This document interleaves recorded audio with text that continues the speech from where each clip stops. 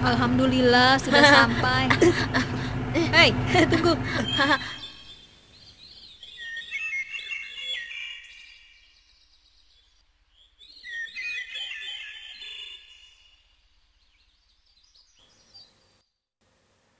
Assalamualaikum anak-anak. Kaifa halukum? Waalaikumsalam, alhamdulillah bihairin. Pelajaran fikih hari ini akan membahas masalah wudu, tayamum, dan sholat. Kalian siap? Insyaallah. Anak-anak, wudu merupakan syarat syahnya sholat. Rasulullah pernah bersabda, artinya, tidak akan diterima sholatnya tanpa bersuci terlebih dahulu. Nah, sekarang siapa di antara kalian yang sudah bisa berwudu? Ayo, tunjukkan. Saya, Ustaz.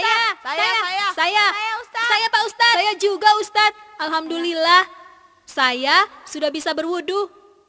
Ya, baiklah. Ustadz percaya, tapi kita tetap harus mempelajari supaya wudu kita sempurna. Karena kalau wudu kita tidak sempurna, sholat kita pun tidak akan sah. Pak Ustadz, saya mau tanya, apa ada wudu yang tidak sempurna?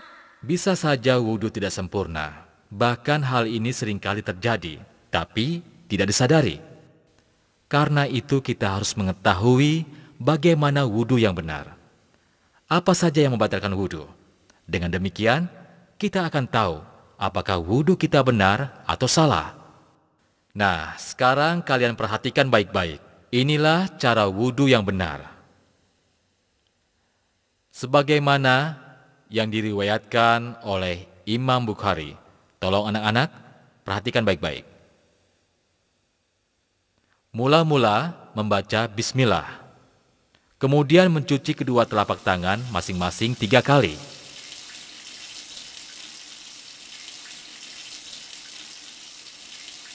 Berikutnya, berkumur-kumur dan memasukkan air ke dalam hidung sebanyak 3 kali.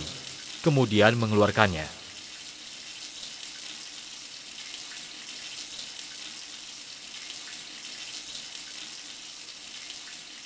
Setelah itu mencuci wajah sebanyak 3 kali.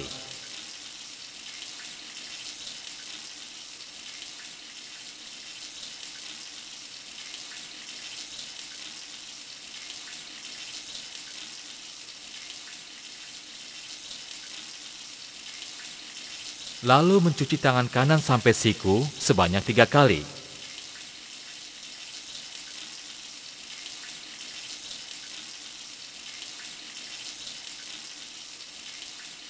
Kemudian tangan kiri sampai siku sebanyak 3 kali, saling bergantian. Seterusnya mengusap kepala dan mengusap telinga sebanyak 1 kali.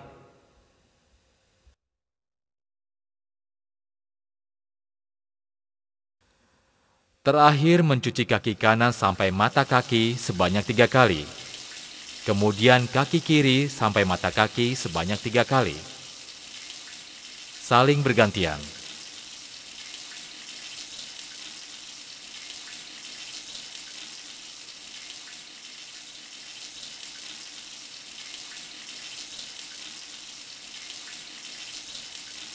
Selesai berwudu, disunahkan membaca doa Asyhadu an la ilaha illallah وحده لا شريك له وأشهد أن محمدا عبده ورسوله اللهم اجعلني من التوابين واجعلني من المتطهرين. Nah, apakah kalian semua sudah paham apa yang tadi Ustadz ajarkan? Oh ya Pak Ustadz, bagaimana kalau kita membasuh kaki dulu baru membasuh tangan? Ya, pertanyaan bagus. Hampir saja Ustadz lupa menjelaskannya, bahwa wudhu harus dilakukan berurutan.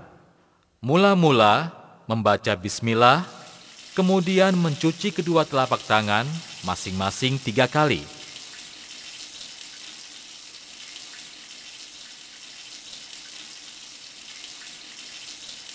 Berikutnya, berkumur-kumur dan memasukkan air ke dalam hidung sebanyak 3 kali, kemudian mengeluarkannya.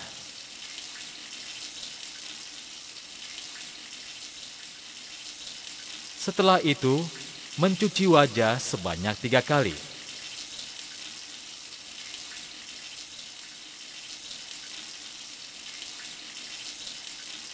Lalu mencuci tangan kanan sampai siku 3 kali.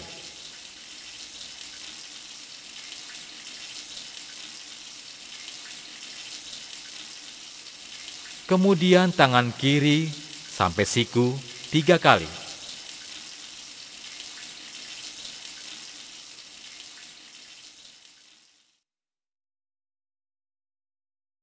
Seterusnya mengusap kepala dan mengusap telinga sebanyak 1 kali.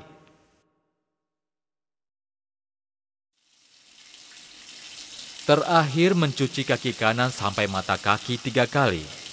Kemudian kaki kiri sampai mata kaki 3 kali. Dan selesai berwudu, disunahkan membaca doa. Pak Ustadz, apakah wudhu kita bisa dikatakan sempurna jika semua urutan wudhu kita lakukan? Tidak mesti, bisa saja wudhu yang telah kita lakukan bisa batal. Itu karena beberapa hal. Kalau begitu Ustadz, apa saja yang bisa membatalkan wudhu? Baiklah, sekarang perhatikan baik-baik. Wudhu yang kita lakukan dengan baik dapat batal akibat beberapa hal. Pertama, karena sesuatu yang keluar dari kemaluan depan dan belakang, baik dari kemaluan maupun dari kotoran. Kedua, tidur lelap.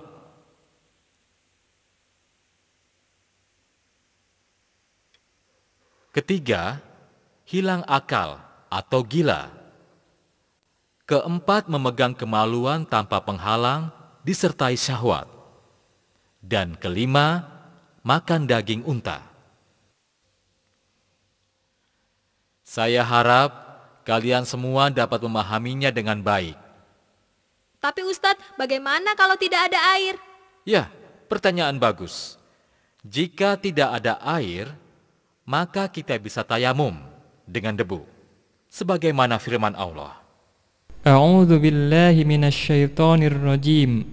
Wa in kuntum marada aw ala safarin aw jaa ahadum minkum minal ghaiti aw lamastumun nisaa falam tajidu ma'an fatayammamu sa'idan tayyiban famsahu biwujuhikum wa aydikum min ma yuridullahu liyaj'ala 'alaikum min haraj walakin yuridu liyutahhirakum wa liyutimma ni'matahu 'alaikum la'allakum tashkurun. Al-Maidah ayat 6.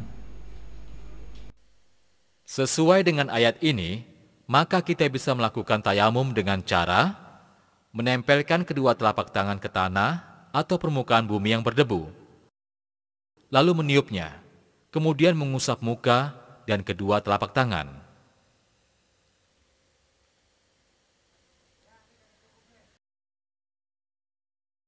Ustadz, apa yang membatalkan wudhu sama dengan yang membatalkan tayamum?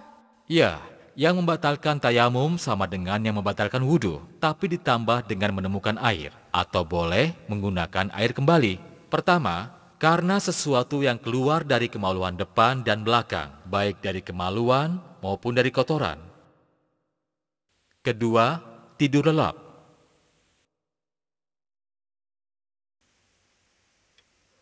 Ketiga, hilang akal atau gila.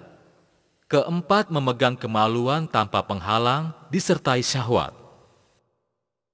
Dan kelima, makan daging unta. Ditambah dengan menemukan air. Alhamdulillah, kita telah menyelesaikan pelajaran wudhu dan tayamum. Semoga kalian dapat memahami dan mengamalkan dengan baik, sehingga menjadi anak yang soleh. Insya Allah.